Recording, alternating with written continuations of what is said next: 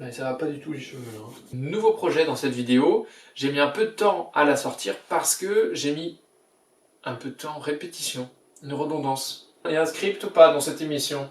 Parce que là les dialogues sont hyper mal écrits.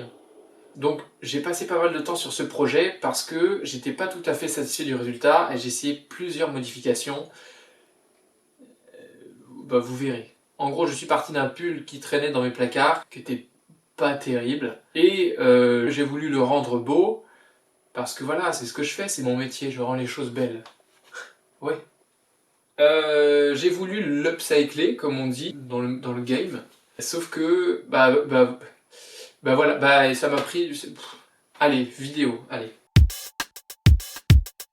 Voici la bête. Il tient chaud, mais... il est pas beau. Oh, hé attention, hein, parce qu'à tout moment, on se bagarre, hein. Bon, sauf que, comme je suis un génie, j'ai pensé à un truc. Hop, c'est bien mieux tout de suite. Il y a des petites modifs qui sont faisables, et on va les faire. Première étape, il faut déconstruire pas mal d'éléments pour les inverser, à savoir le bord-côte des poignets et de la taille, la fermeture éclair et les poches.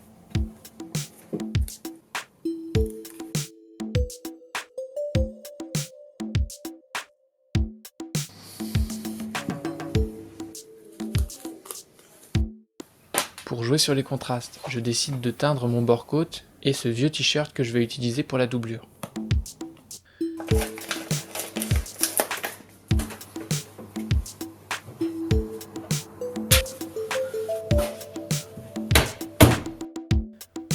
Bon, on peut le voir, ma teinture n'a pas très bien marché, la couleur n'est pas très intense. Je réitère l'opération.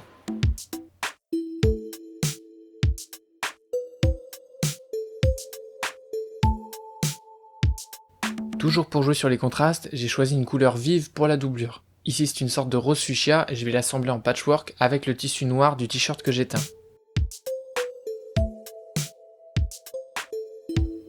Pour avoir ma doublure aux bonnes dimensions, j'ai essayé de reconstituer un patron, mais ça s'est révélé un peu bancal.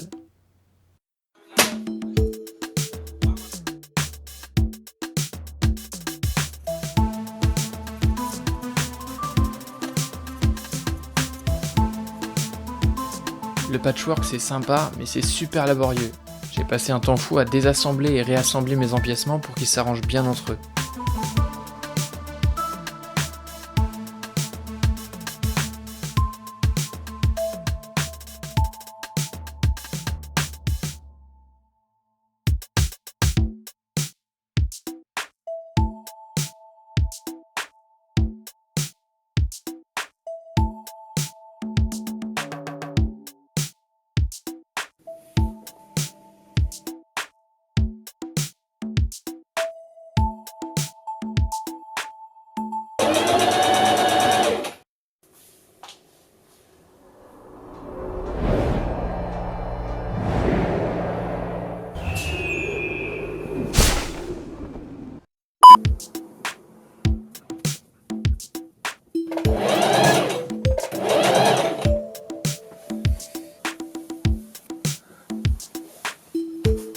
Et ben voilà, c'est nickel, c'est terminé.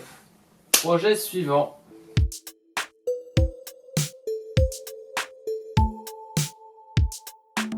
Je sais pas vous, mais moi j'aime bien les poches intérieures, alors je décide d'en placer une dans ma doublure. Je fais une poche passe-poilée, c'est un petit peu galère à faire, d'ailleurs mon résultat est pas super symétrique, mais on peut très bien mettre ça sur le compte d'un choix esthétique, voilà.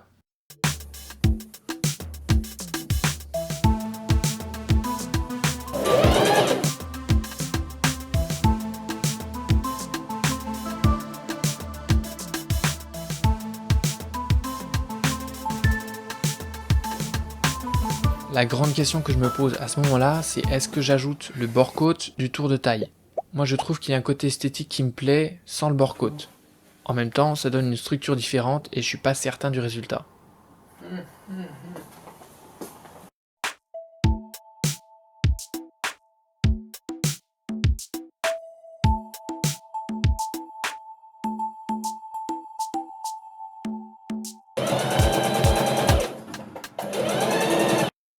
J'avais pour idée de coudre un biais au motif ethnique dans le dos du pull pour faire un rappel de couleur. Sauf que j'en ai pas trouvé dans le commerce, alors j'ai décidé de faire le mien à partir d'un biais noir et de fil.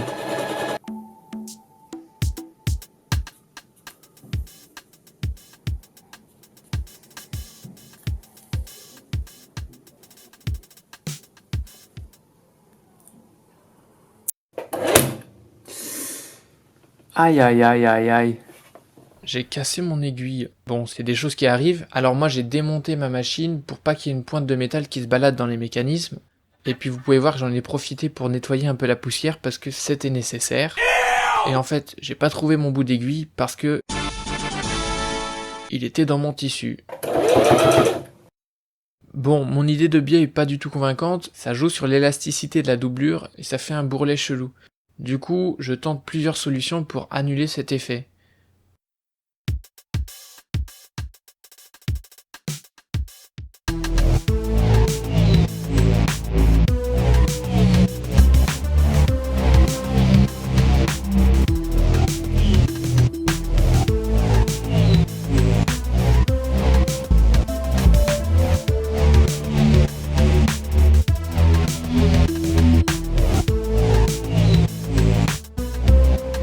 Je décide de garder les œillets d'origine parce que j'en ai pas de cette dimension et qu'il faudrait que j'en achète exprès.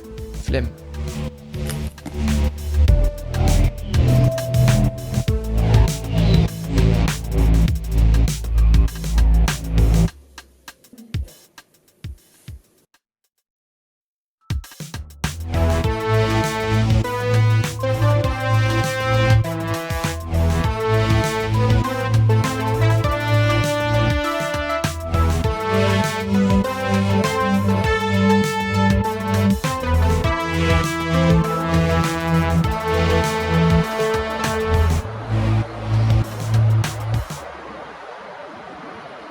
Et qu'est-ce qu'on en conclut de cette vidéo, mes petits cocos?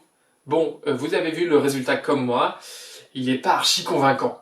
Il y a des trucs qui ne vont pas, ma doublure était pas tout à fait aux bonnes mesures, ça fait des plis bizarres par endroits, et mon idée de biais, pas folichonne. Mais j'ai tenté un truc, c'est ça qu'on va retenir.